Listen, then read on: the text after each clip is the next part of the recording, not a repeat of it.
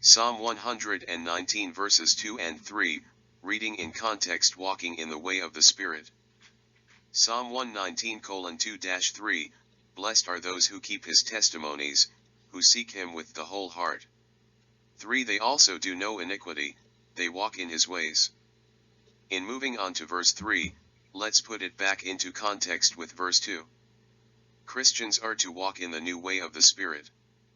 The psalmist writes, blessed are they that keep his testimonies, which are his directives or commandments, all of which is just, wise, and good for all mankind. We are God's adopted children, and as such, we should keep and observe his dictates just as every child should their human parents. God created us and separated us from the animal kingdom by placing his Spirit within us so that we may be able to seek him with our whole heart and learn to know his ways. Accomplishing this without hypocrisy or iniquity, without selfish ambition or sinister aims, because God looks into our heart. This is the second blessing in the psalm. We read back in verse 1, the undefiled are blessed in the way, and doubly blessed is the one who will walk in the precepts of the law of the Lord. The blessing applies to the Christian, who lives under the new covenant and is no longer subject to the penalty of the law, since, on this side of the cross, the penalty of the law has been placed on Christ.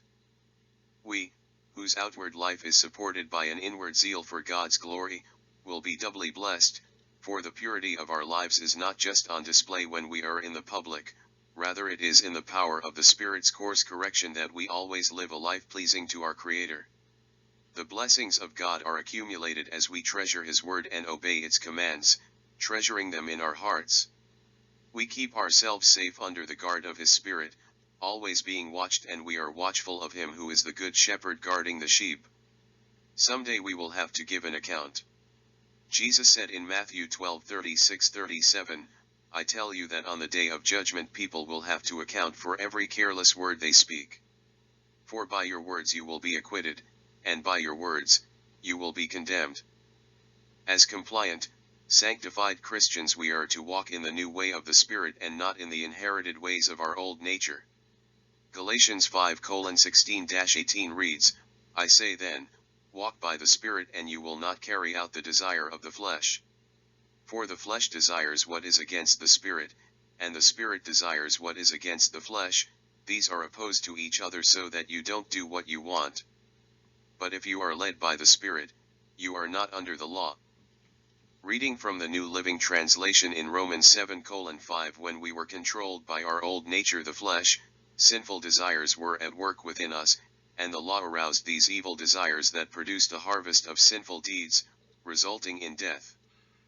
The difference between our inherited old Adamic nature and that which was imputed by his indwelling Holy Spirit is clearly defined in Romans 8:8-11, those who are in the flesh cannot please God.